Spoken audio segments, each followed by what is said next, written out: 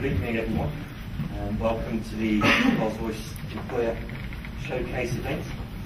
I'd like to thank you all for taking the time to come along tonight, and also for the online viewers. And I'd also just like to thank the Institute of Physics for supporting this event as well.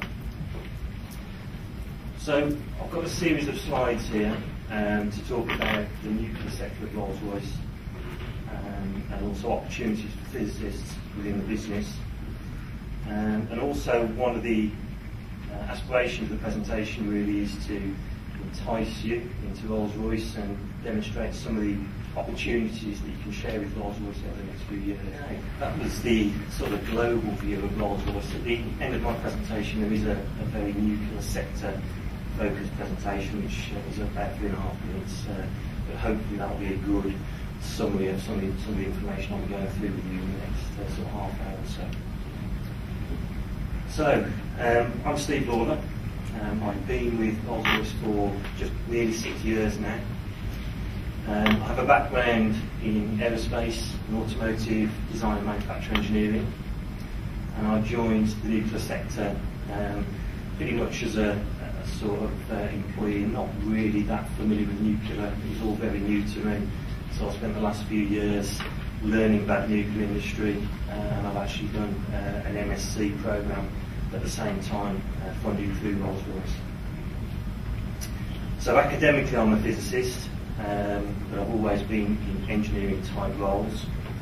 And as far as the Institute of Physics goes, I'm very much an advocate of supporting the Institute of Physics and promoting the Institute through Rolls-Royce. And I actually support the Chartered Physicists, Chartered Engineering panels, and also on the Professional Standards Committee representing Rolls-Royce.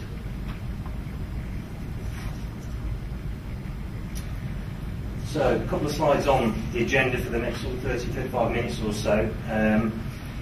The nuclear sector within Rolls-Royce is divided into two components. The division that I'm in is the submarines business. And there's also obviously a civil nuclear element which was formed about 5 years ago now. So I'll go through the submarines business, what the submarines business does, where we are, of course some information about the submarines fleet and our involvement in supporting that fleet, and also a sort of taste of future work that we're involved in. And similarly I'll do the same again for the civil nuclear business.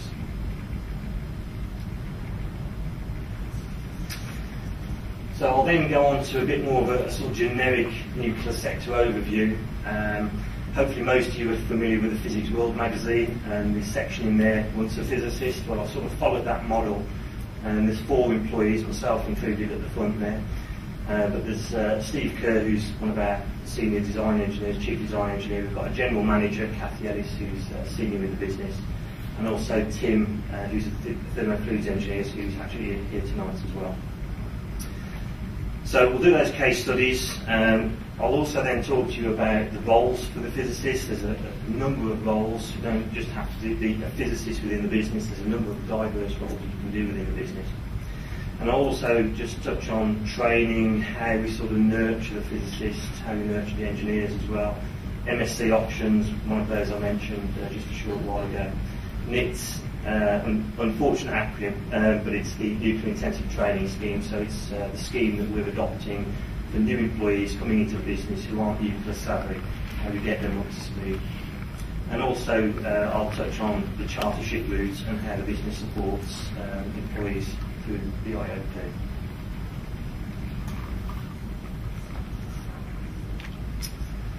Okay, so the submarines business. This is very much close to my heart, an area of the business I work in, a very exciting, very dynamic part of the business. There's an awful lot going on. What we do essentially, these are obviously just a handful of bullets, but we are effectively design authority for the nuclear reactor for the submarine plant. So Rolls-Royce in Derby, we actually design, we manufacture, we test and we supply the primary circuits and secondary circuit components up to the shipyard builder, the Bower Inverness. And we have a global presence. We're in Derby, and I'll come on to that again shortly, but we have a global presence across naval bases across the UK. So we've got Devonport down in Plymouth, Hasley up on the Clyde, and HMS Vulcan up in the northern tip of Scotland. And we also, of course, have a presence within the shipbuilder with BAE Systems.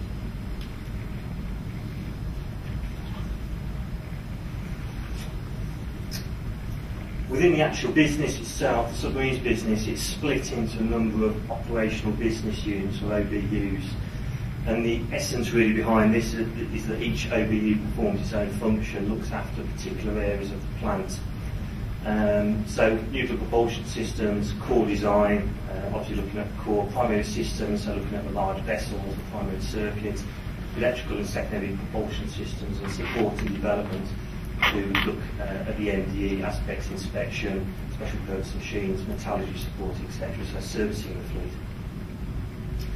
And as well as the OBUs, we have an interface through to the customer. So as part of an enterprise, we liaise directly with BAE Systems and through the mod, and we have customer-facing business units who actually manage that relationship for us. And at the moment, there's somewhere around 2,200 employees, the majority of whom are based at the Raynesway site, and I'll come on to that next. So where are we? Raynesway. We're in Derby. The area is called Raynesway. It's sort of southeast Derby, about 2 miles southeast of the city centre. We're fairly near to the main Rolls-Royce site, which is an area called Sinfin, and that's probably an area that you're more familiar with, where the aero engines are actually designed and built. And that's about sort of 4 miles west of Raynesway. So the site itself has been there since the early 60s, and that was when the nuclear licence was granted to the site. And it's on this site where all of the employees are based, all the design activities, all the manufacture activities are actually run from this particular site. Now, since the 60s, there's been an awful lot of change on the site, an awful lot of development, and especially in the last 6 years while I've been actually at the site, there's been some dramatic changes. So 2008, about 1,700 employees. This is sort of main ring road along the front here. We've got a large engineering laboratory and some office complexes here. There used to be a large office complex here, and that was demolished around 2007-2008. And we have another manufacturing facility at the rear end of the site here, and that's the River Derwent that runs along the back of the site there. So that's what it looked like about 4-ish years ago. More recently, there's been a lot of activity. Within the last 12 months, this new facility, this was one of the OBUs that I mentioned, primary components. So this facility is a large factory area, so we have all the design resource, manufacturing engineers, quality, etc., all located within this building. And this is where a lot of the heavy pressure vessels are actually manufactured in this facility here. So that's a brand new building. And even more recently, literally this year, and that building is still being occupied as we speak, this is the new Atlantic House office complex. And in here, there's individuals who are looking at future programs. We also have a civil nuclear team who are starting to migrate into the ground floor on here. As a consequence of all the build and this new building here, we've had a new car park open at the back and more car parks on here. So it's been a lot of change over the last 3 years or so. And in the future, still more change. So all the change really is going to be happening along the back here. This is another one of the OBUs that I mentioned. This is the core production facility. So this is where the nuclear cores are actually manufactured. All this site here is going to be totally regenerated over the next sort of 3 years or so, and I will touch on that again in a short while. Estimates for future numbers, 2,300-ish, maybe more. We're obviously recruiting heavily.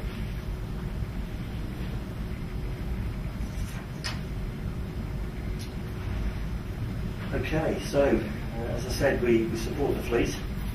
What exactly is the fleet? Well, there's several classes of boats out there at the moment. The Trafalgar-class is your hunter-killer submarine. The majority of these are still in service at the moment, but these are being slowly replaced by the Astute-class boats, which I'm sure you've heard about on the news recently. V-class these are the deterrent boats. So we've obviously got a number of these in service at the moment. These are sometimes referred to as the bombers in the business. And these are always on patrol. There's always at least one of these on patrol somewhere in the world. I will talk about replacement for this class as well later on in the presentation. As I mentioned about the Astute-class, these are still being built as we speak up at Bowen-Furness. So at Raynesway we're busily making all of the large components and the cores, etc. for all of these boats. And if memory serves, the last boat, HMS Ajax, is due to be in the water around the 2030s, early 2030s timeframe.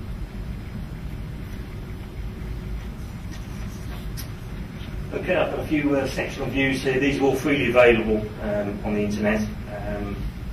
So I just wanted to give you sort of a bit of a view as to the sort of scale of the engineering that we're involved with here. So this is your T-class. SSN, by the way, is ship submersible nuclear. So effectively what we've got here is an 85 metre long tube, about 10 metres in diameter. There's about 105 personnel that occupy this boat when it's in the water. The front end from here onwards, from the reactor compartment forwards, is really where all the operations, all the food storage, weapons at the front. These are all the living quarters. So this is where the majority of the personnel are based. From this point, rearwards, the reactor compartment, and then rearwards from that you've got your secondary propulsion and your drive to the propulsor at the back. So this is all the engineering at the back really. Front end is living space and operations. And these boats are typically deployed in sort of areas like the Gulf, Mediterranean, around the UK shores, etc. The replacement for the T-class is the Astute-class, brand new, slightly longer, 95 metres or so long, with about 95 personnel on board. These are sort of coined as the most advanced submarines in existence at the moment, so a lot of obviously design and technology has been invested in developing these systems, and they seem to be performing well from reports. Astute, of course, was the flagship that was launched, and there's you've seen the names of the others that are in line due to enter service over the next few years. Vanguard-class. So these are significantly bigger. The main reason being that you've got missile tubes. So effectively you're looking at a T-class boat with an extra few metres added on to accommodate the missile tubes. Around 150 metres long. And these are significantly big boats, especially when you see them out of the water in a dry dock. SSBN, I should say SSBN up there. Ship submersible ballistic nuclear. That's the only difference in the acronyms. So these are our permanent deterrents at sea, operating silent under stealthy conditions, and can remain underwater from anything 3 to 6 months. And the only really limiting component of these boats staying underwater really is food supply.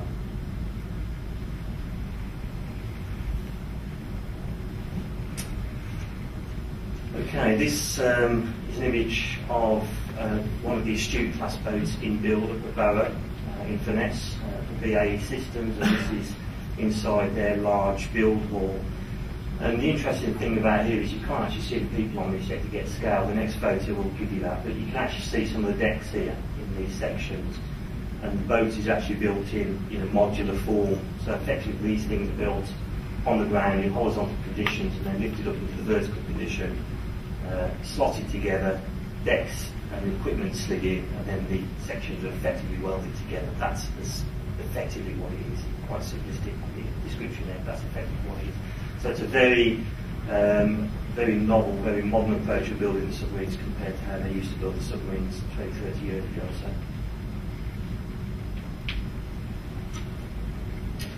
This slide is obviously one of the boats in finished build, so you can actually get an idea of scale here. So here's some guys on the top up there walking around, final preparations ready for this boat to be rolled out onto the dock.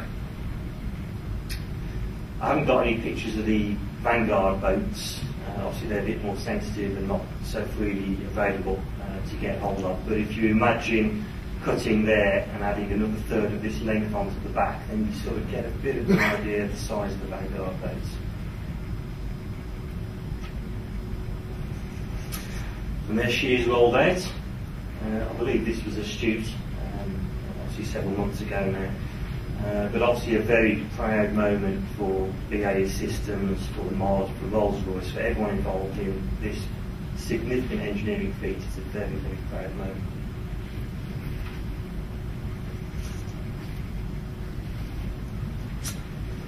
And there she is finally delivered in the water.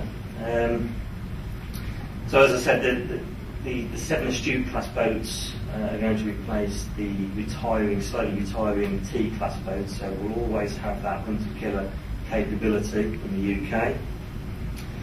The difference with the new boats, the Astute boats, is in the reactor core. The core is actually designed for life, so no more refuelling required of the boats. T-class, B-class, constant refuelling over a certain time period. These boats, once the core's in, it stays in for life until she gets decommissioned. That's a significant change.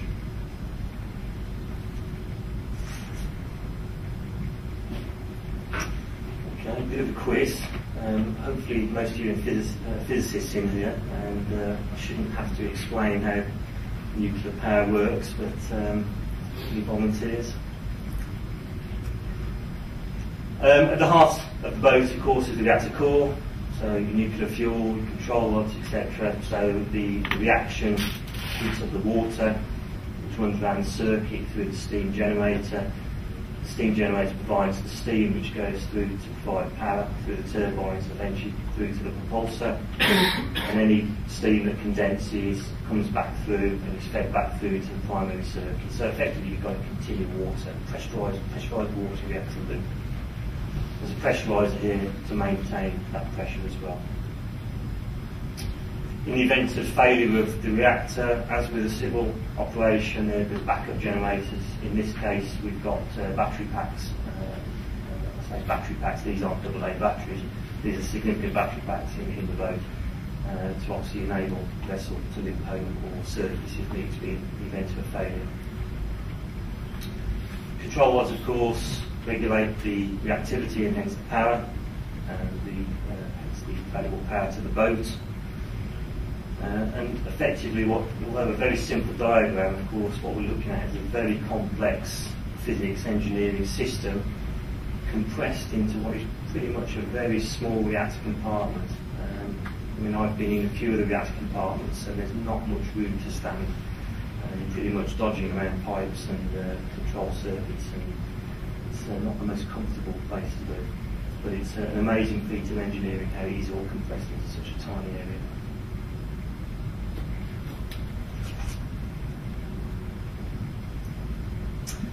Okay, so that's sort of brought us up to date with the Astute boat. So that's what we're heavily involved with manufacturing at the moment at Raynesway. But what about the future?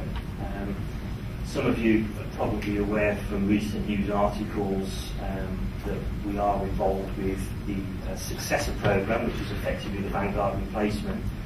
So the UK has remained fixed to its deterrent programme going forward. So we're involved as part of the Submarines enterprise, so the BAE Systems and the MOD. We're involved as part of that enterprise looking at the early stages of the design of that reactor plant. To sort of back that up as well, recently in the news, you may have heard about the £1 billion contract that Rolls-Royce was awarded recently, and that's really for regenerating our core capability. So the earlier slide I showed you with the new core facility at the back of the site, that's where some of that money has been spent. So that's a massive investment programme, and that gives us a significant amount of work for really decades to come. Looking even farther ahead, we are thinking today, believe it or not, about the next Astute. So we've only built the first 2 Astutes, there's 5 more to go. We're now thinking about, well, what do we want to do as far as the UK is concerned in 30 years' time. So we are actually working and looking at that Astute-class replacement today. So that's more work that involves physicists, engineers and the like. So So there's plenty to keep us all going as far as design, as far as manufacture. Of course, as I mentioned at the start, Rolls-Royce is also involved in the inspection and the maintenance of the reactor plant as well. So there's 50 plus years work as a minimum, I would have said, as far as Rolls-Royce support of the nuclear plant goes. Okay, digress slightly now. I just want to touch on a few slides about nuclear safety. Clearly, for any engineering system, and particularly in the nuclear sector, safety is of paramount importance. But also, as far as our customers are concerned, MOD, they also want a reliable plant. So they don't want these things breaking down and having to live back home to port or not being able to function whilst out there on patrol. So failure isn't an option. We have to make sure that what we're doing as far as physicists, as far as engineers, we're being robust and we're producing cost-effective but reliable systems into these plants. However, there have been stories of events that have gone wrong, not Rolls-Royce, but there are some case studies where things have gone wrong on board submarines. And when I was reading these sort of case studies in preparation for these slides, it really does sort of bring home the importance of what we do. You know, to have a failure in the field would be catastrophic, probably to the whole of the submarine program. But you're talking about potential loss of life, loss of equipment, etc. So there have been incidents. I've got a couple of case studies here. Apologies for the graphics. Some of you may know about some of these. These are all, again, publicly available through Wikipedia, for example, so you can have a look yourself. USS Thresher. This is a few years ago now, 1963. This was an attack sub that was going through some sea trials. And effectively there was a catastrophic incident that led to the complete loss of the vessel and, unfortunately, her crew. Essentially, the loss was attributed to a single pipe joint failure within the submarine steam system. That then led to flooding because of the catastrophic failure, and one of the consequences of the failure, and hence the flood, meant that electrical power was lost. Now the nuclear reactor in that case went into shutdown mode, the reactor control rods went into the core, loss of power, the boat couldn't surface again. So the boat sank, and at about sort of 1,500 feet, it reached its sort of critical depth and imploded, and obviously broke up into sections and continued down to 8,500 feet underwater. It's now officially a cemetery, Arlington Cemetery recognised it as an official grave. So clearly a catastrophic event, but it sort of brings home the importance of engineering safety.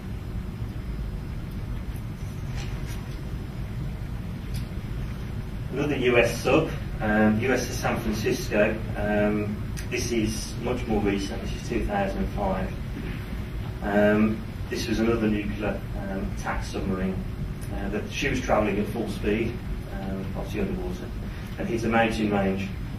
So clearly a major navigational error.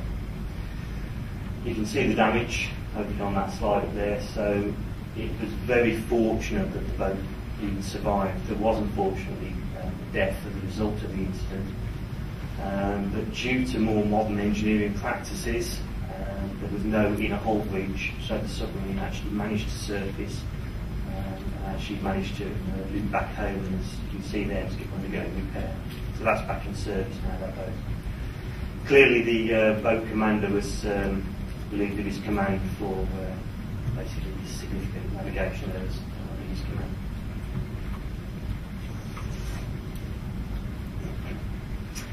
A more famous case, Kursk.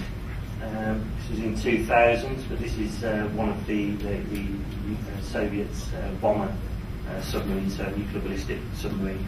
And this was actually on a training exercise. So maybe some of you remember this on the news back in 2000. I certainly remember it. And I think that I've actually been some Discovery Channel programs on this as But as I said, she was on training. This wasn't a particular fault of the nuclear reactor. In fact, the nuclear reactor remained intact and actually went into shutdown as it was designed to do so. But this was effectively sinking due to an explosion in the torpedo room.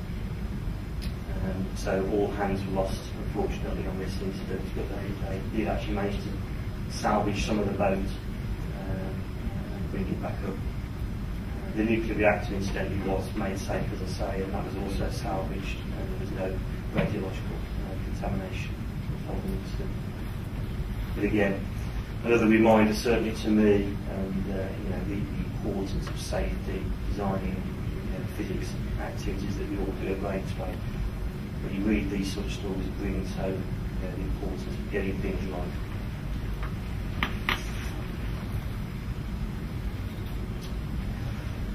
Okay, so that was sort of an overview of the submarine business. I want to just digress now on to the sort of sister part of the business, the more newly formed civil nuclear business.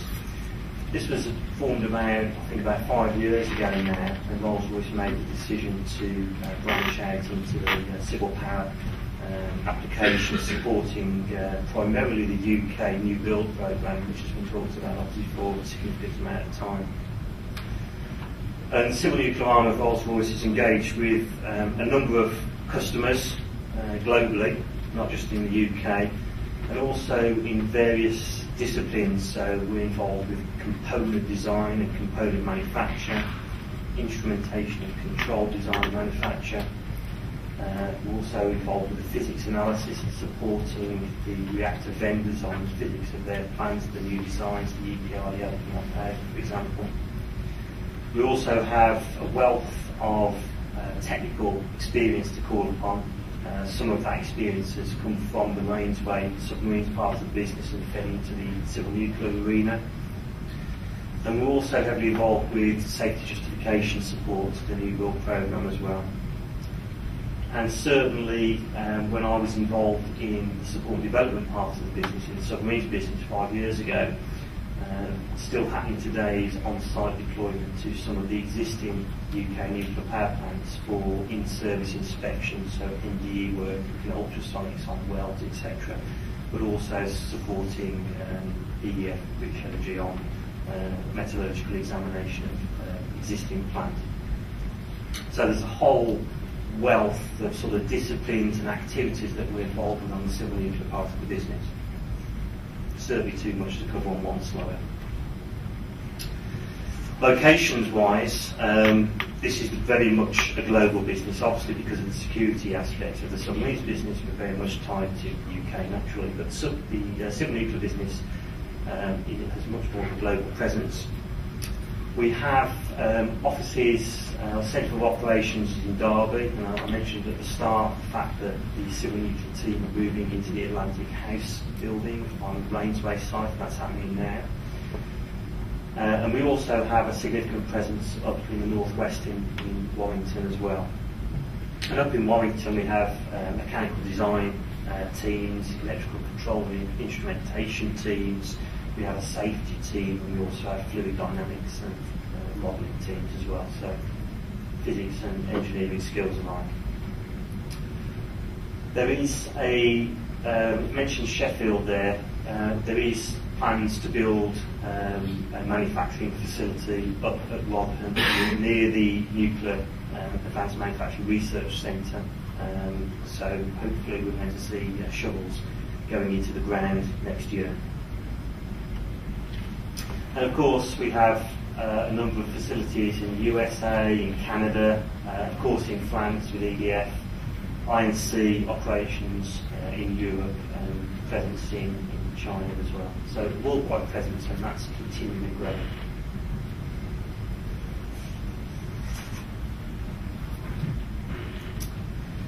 So one such program that we're involved with at the moment is an instrumentation and control modernisation package, and we're working very closely with EDF, supporting their various reactors in France. So this is a multi-million euro project, modernisation project, which is going to go on for a significant amount of time. Now this is involving looking at reactor protection control system upgrades, it's looking at neutron detector replacements, and it's also looking at the rod control system or the rod position indication system upgrades as well. So very much physics stroke engineering activity going on with EDF.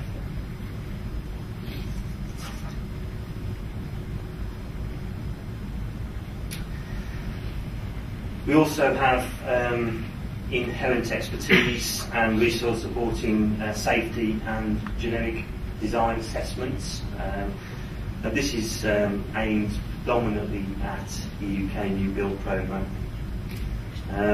We also, as part of those teams, look at fault and reliability analysis to ensure reactor plant safety, and of course we're working closely with the nuclear regulators where we support safety justifications for the new plant and also components that go into that plant.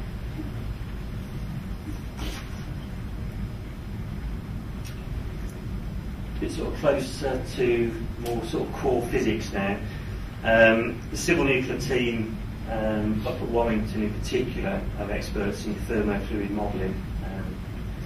And this is a particular example from a very recent customer work package where a routine NDE inspection revealed a creep fatigue cracking failure on one of the welds within the plant. As a result of the modelling that was done by the team up in Warrington, Rolls-Royce actually produced some prototypes to enable power to be restricted down 70% whilst continuing operation of that plant. So those prototypes have actually been deployed, and the predictions from the modelling correlated very well with the actual work that we saw on those reactors for service.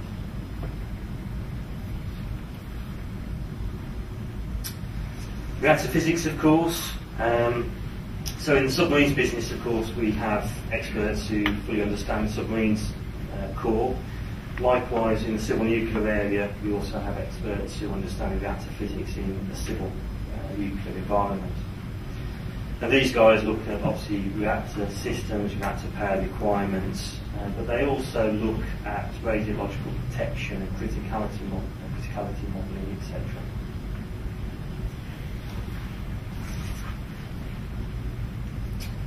So future opportunities in civil nuclear. Obviously the UK new build programme is a significant work package ahead of the UK, so Rolls-Royce are very much well aligned to support that programme of work going forward. Most of you are probably aware of the recent news about GE Hitachi investing £15 billion for 2 sites, one in Anglesey and one in Gloucestershire. So that is bringing the UK new build programme closer to reality. So that's a significant piece of news that certainly makes the new build programme that step closer. At the moment, there's between 8 and 10 new cores planned for the UK new build programme. So Rolls-Royce are very much well aligned and geared up, ready to support that effort. Small reactors, I'll put a question mark there. Something I'm particularly involved with at the moment in Rolls-Royce is looking at small reactors for civil power use. Very much aimed at the moment around the USA market, but certainly has a global application. The small reactors are effectively 300 megawatt electrical reactors. They're integral PWR, so instead of having all of the large vessels and components dispersed around the plant, the steam generator, pressurised core are all mounted within a single large steel tube effectively. So there's a lot of work going on in that. I've certainly been involved in that programme for the last 2.5 years now. It's a very exciting area of Rolls-Royce to be working in. We also have advanced concepts teams. They look very much at forward future reactor concepts, so Gen 4 type applications, liquid metal, sodium cooled systems, and Astute is a system that Rolls-Royce are very much geared up into, and we're supporting that at the moment. medical isotope reactor is something for the UK that the advanced concept team have been working on recently, and that looks like that's going to be another further order which will involve in physics and engineering applications going forward. Fusion, I put that on. I wasn't sure whether to put fusion on. It's always 50 years away. I mean, when I was at university, it was 50 years away. It seems to be 50 years away. But nevertheless, Rolls-Royce are involved with the universities and industry working on fusion systems. Who knows, it may be less than 50 years away.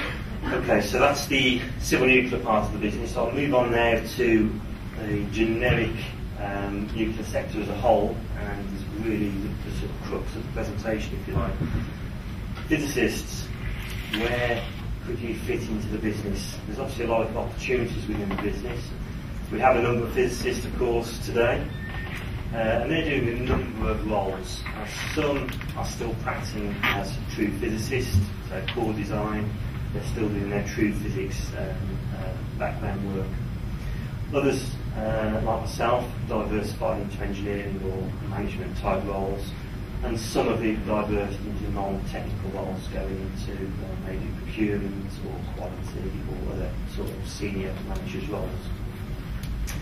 But in a nutshell, there are a lot of avenues to follow through Rolls-Royce. The beauty I've found in 6 years is that there are a lot of opportunities and a lot of avenues that you can follow, and you can pretty much, if you've got the drive, you can pretty much follow whichever path that suits you. So there's a lot of scope. There are, I've put that at the bottom actually, there are other opportunities. Of course, Rolls-Royce PLC, we've got aerospace, we've got marine, we've got energy, we've got other sectors within Rolls-Royce PLC. So there are other avenues available. Right, I mentioned earlier about the once a physicist physics world model. I've got 4 examples now. I'm on first, obviously.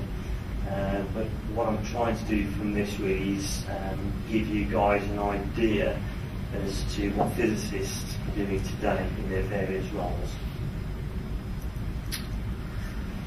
So, hopefully you can all read that.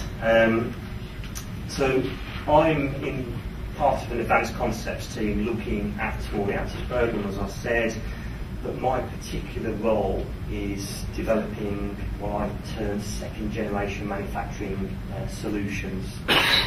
And when I say second generation manufacturing solutions, I'm talking about advanced techniques which will enable us to manufacture nuclear components faster but better. Okay, why did I study physics? Well, I've always been interested in science. Particularly astronomy, but I saw physics as a route personally when I did my undergraduate degree. I did physics with astrophysics. I just wanted to find out more, basically. I was curious.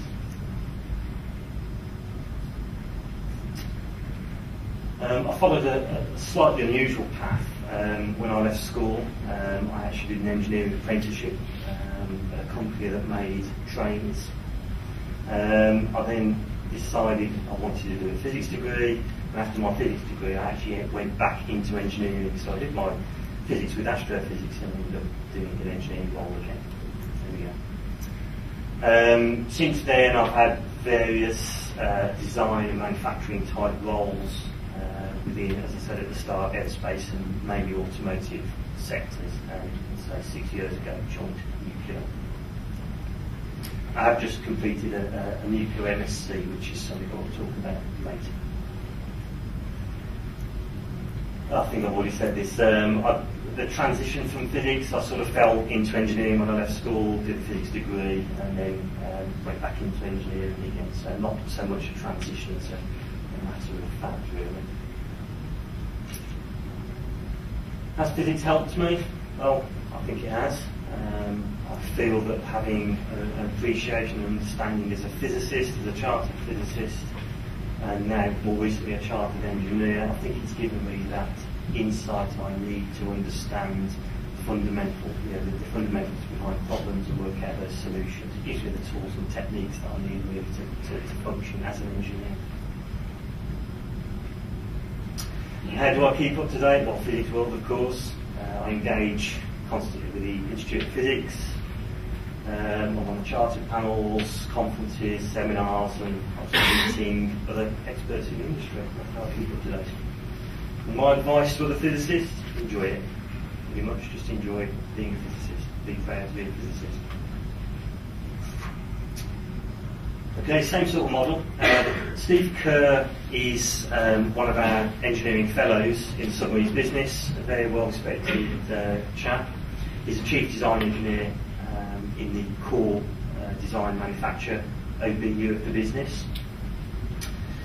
And he started out his career as a Rolls-Royce graduate, went on the graduate scheme, and he's also worked in a number of roles throughout the business, so reactor performance, safety, and then went into management. He's also been lucky enough to do a stint in the United States as well.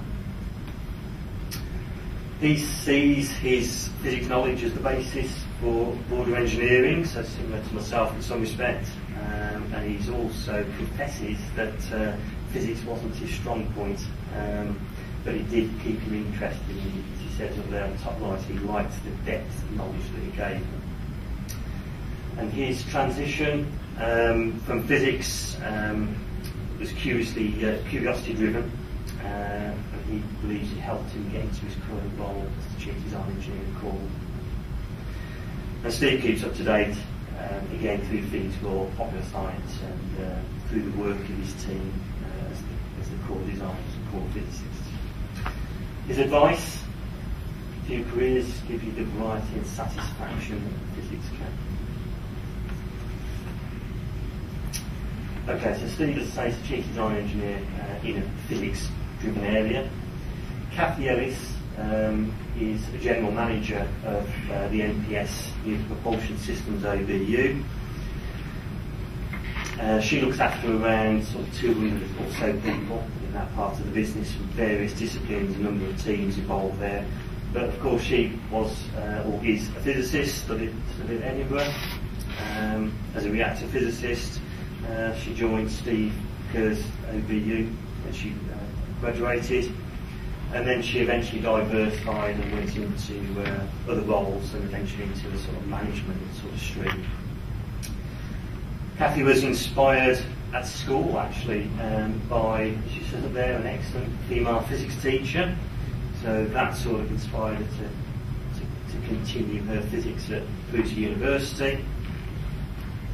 And then she saw a transition from physics after about 6 years in the core team. She actually found that she wanted to move into a program management role, moving up to the team leader role and then becoming program manager for various physics and engineering projects. And she's obviously gone from there to be the general, well-respected general manager in the Submarines business. She keeps up to date with physics rules, of course, conferences, networking, and working with the teams. And her advice to physicists: it's a great career with many opportunities, so try something new.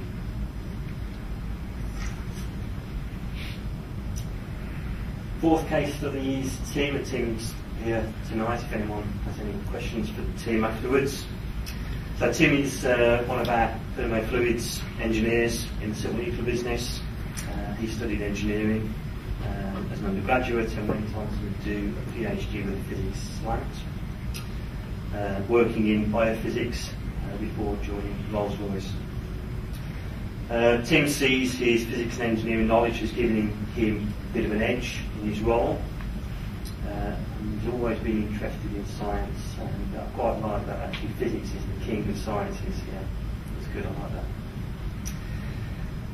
Interestingly, Tim didn't see any transition at all. He sees engineering as a branch of applied physics, and I agree wholeheartedly with that. And again, physics world keeps us out of the physics world. I think most of us do. It's a very good magazine. Advice: the whole world of engineering open to you. Yeah, totally agree.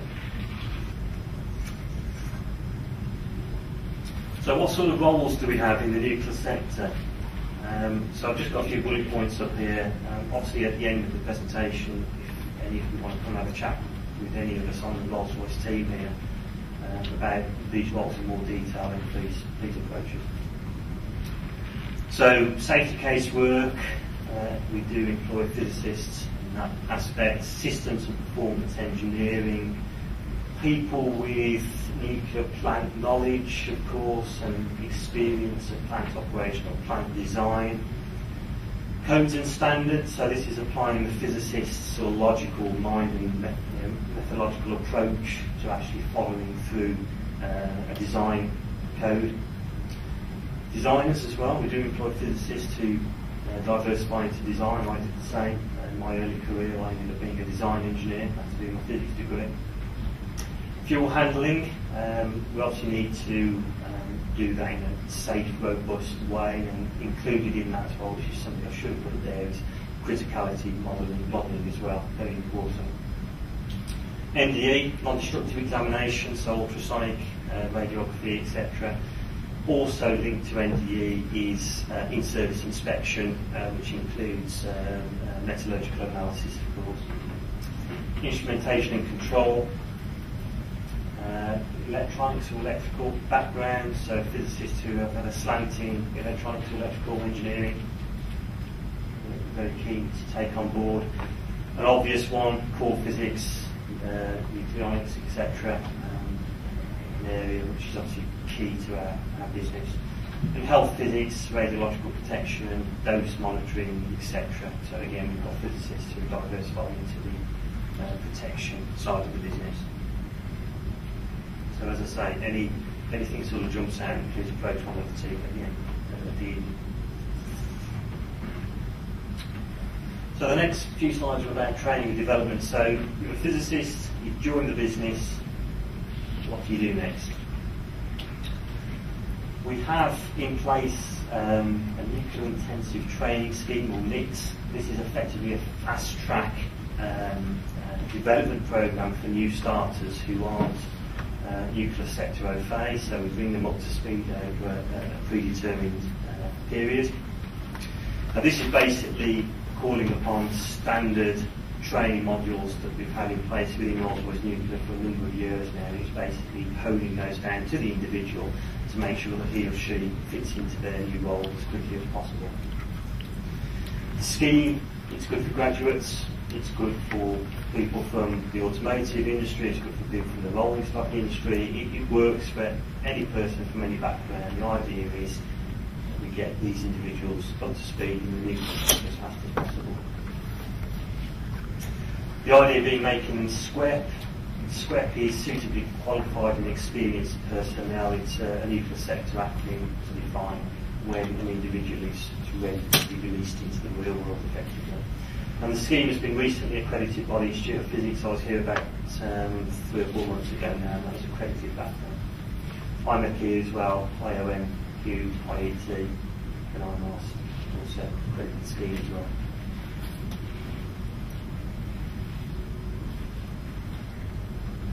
So, how does it work? So, you come into the business as either graduate or an experienced personnel. As a graduate, you are automatically assigned a mentor who will guide you through the process to become chartered eventually, either CFIS or CEng or both. As an experienced person, you will typically be buddied up, so you will get someone experienced in your part of the business who will sit with you and work with you and help you understand how the business works and guide you through the first few months in the business.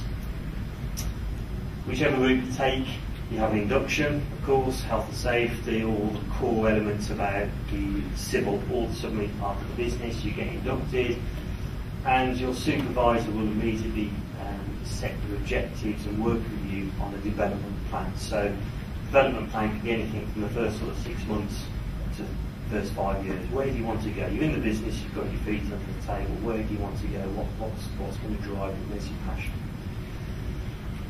So the NITS scheme is effectively a 3 to 6 month scheme. Typically you'll have 2 placements. So if you say enter the core design area, you won't be spending 3 to 6 months just in the core design area. You could spend a month in the primary components area to understand how the large vessels are made and how they're inspected. You end up spending 1 or 2 months down in one of the dockyards, actually on board one of the boats and understanding how the plant works. there are a number of compulsory non-technical modules that you have to go through. Some of these are linked to the induction, but some of them are more sort of the core skills that any physicist or engineer within the business should really have.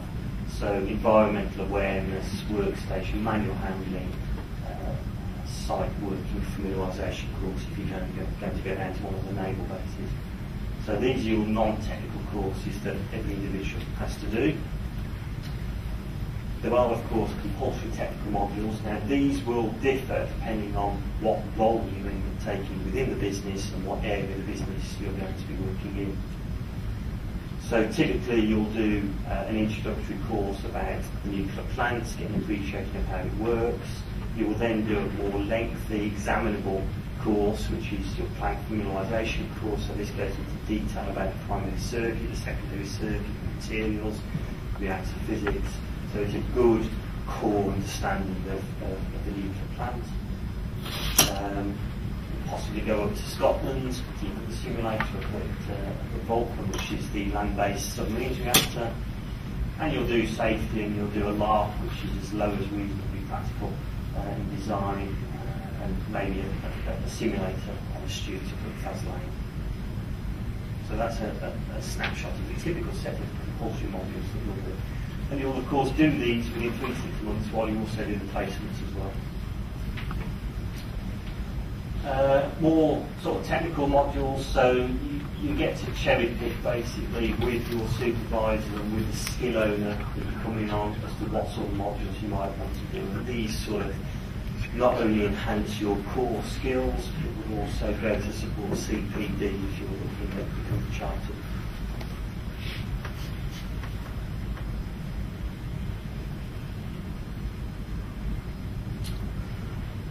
Okay, so the ambition really after the 3 to 6 months placement in your new job, at the end of the 6 months or so, your skill owner or the chief design engineer in your part of the business will determine you to be nuclear square, so suitably qualified and experienced. And that then should give you enough base information really for you to start performing your function, whatever function you end up doing. Longer term, if you're not already chartered, CNG or CPs, then obviously with the mentor, this will go towards helping to become chartered. With the Institute of Physics, of course. Training. I mentioned at the start that I've just done an MSc programme. I've actually just finished this NTEC MSc. This is the Nuclear Technology Education Consortium. It's run through the University of Manchester. It's a 3-year programme, part-time, so Rolls-Royce paid for me to basically spend time being a student again, which was fantastic. It was hard work as well, but it was also fun. So you do 8 modules over 2 years. Manchester, one of the modules is actually in Vienna, which was on a test reactor, which was particularly good fun. And you end up with a dissertation, which you did on the last year. So I've just finished mine last week, so that's a particularly good scheme.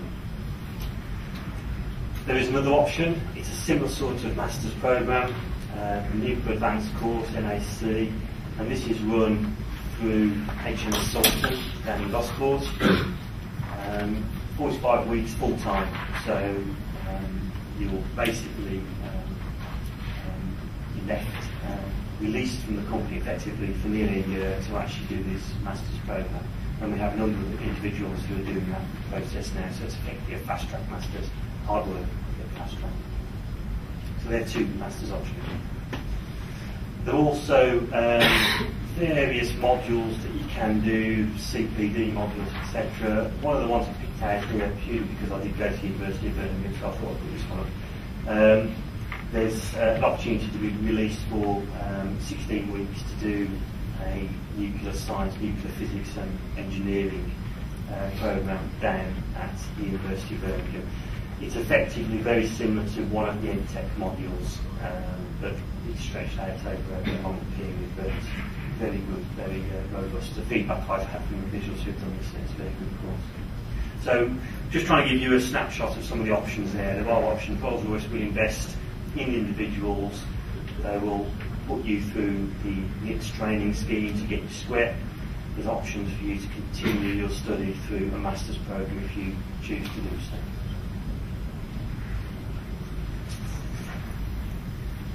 Chartership.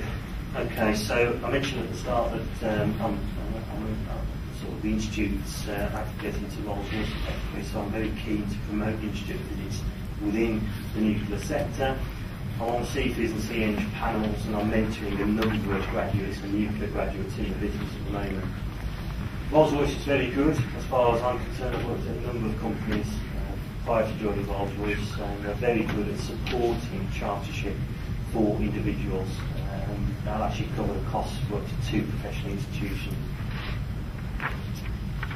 Getting the mentor identified early on is key. And we have a list of qualified mentors, whether IMECI or IET or Institute of Physics. We have all the mentors available within the sector.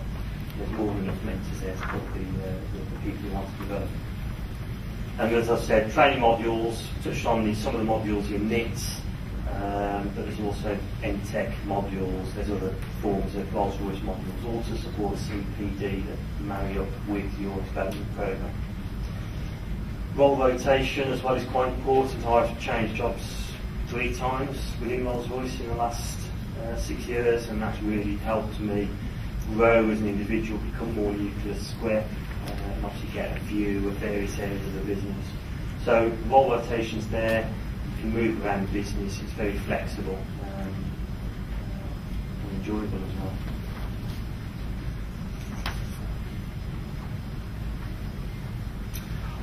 Okay, so to summarise, the sector's growing, Rolls-Royce is growing, the whole of the nuclear sector is growing massively. Hopefully I've shown you through the submarines information and some of the civil nuclear aspects that there is a growth pattern there. We are recruiting heavily for that future need. There's an awful lot of exciting work ahead. We've got the submarines programmes, Astute being built now. We've got the next bomber-class boats that we're working on. We've got the next Astute-class boat in 30 years' time. These are all programmes that are happening now.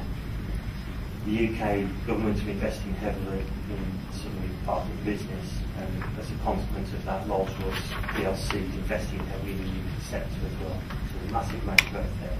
Civil nuclear, there's a lot of activity going on there at the moment. I think we're all very keen for the new build programme, that button to be pushed, off we go. And hopefully you've seen from some of the slides here, there's a lot of diverse roles for the physicists.